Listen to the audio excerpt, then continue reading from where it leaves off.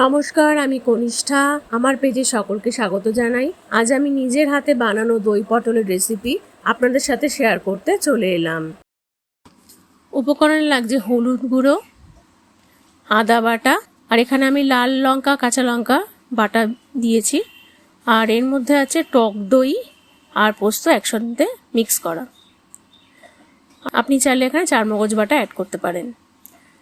পটলটাকে এইভাবে আমি পরিষ্কার করে চেঁচে ভালো করে ধুয়ে নুন হলুদ মাখিয়ে রেখেছি।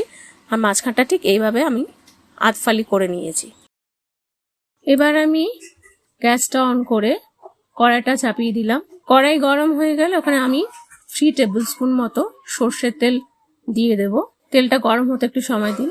গরম হয়ে গেলে এবার আস্তে আস্তে আমি নুন হলুদ মাখা পটলগুলো ভেজে নেব।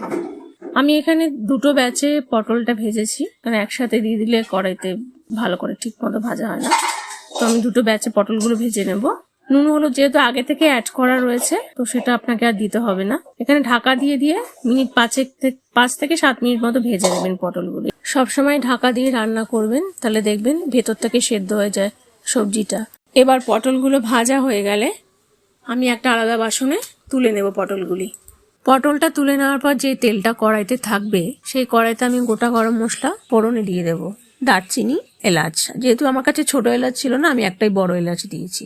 তারপর মশলা দেবেন আদা বাটা হাফ চামচ, রসুন বাটা হাফ চামচ, লঙ্কা বাটা হাফ চামচ, হলুদ গুঁড়ো হাফ চামচ, আর চিনি 1 চামচ মতন দিয়ে ভালো করে কষিয়ে নিতে হবে। মশলাটি 2 মিনিট মতন মিডিয়াম আঁচে কষিয়ে নেবেন। কষানোর পর যখন দেখবেন তেল ছাড়ছে, ওরম স্টেজে এসে আপনাকে দই আর পোস্ত বাটার মিশ্রণটি দিয়ে দিতে হবে কড়াইতে। বাটিটাও ধুয়ে ওই জলটা আমি মশলাতে দিয়ে দেবো, ওটা নষ্ট করে কোনো লাভ নেই। ভালো করে নাড়িয়ে চাড়িয়ে এবার আমি ঢাকা দিয়ে দেবো।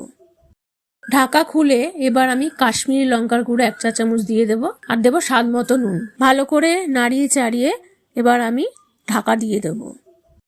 5 মিনিট পর ঢাকা খুলে দেখবেন মশলা থেকে তেল ছাড়তে শুরু করেছে। তারপর একটু নাড়িয়ে চাড়িয়ে জল দিয়ে দেবেন, যাতে মশলাটা পুড়ে না যায়। এরপর পটলগুলো আমি ওই গ্রেভির মধ্যে আস্তে আস্তে করে দিয়ে দেবো। সব কটা পটলগুলো দেওয়ার পরে আমি এবার কিছুক্ষণের জন্য পটলটা আবার ঢাকা দিয়ে রান্না করে নেব। এবার ঢাকাটা খুললাম।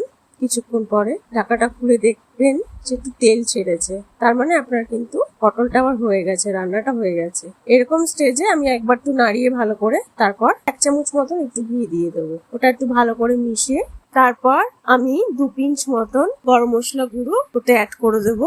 এবার আমি ওটা ভালো করে একটু নেড়ে চেড়ে তারপর আমি ঢাকা দিয়ে গ্যাসটা অফ করে দেবো।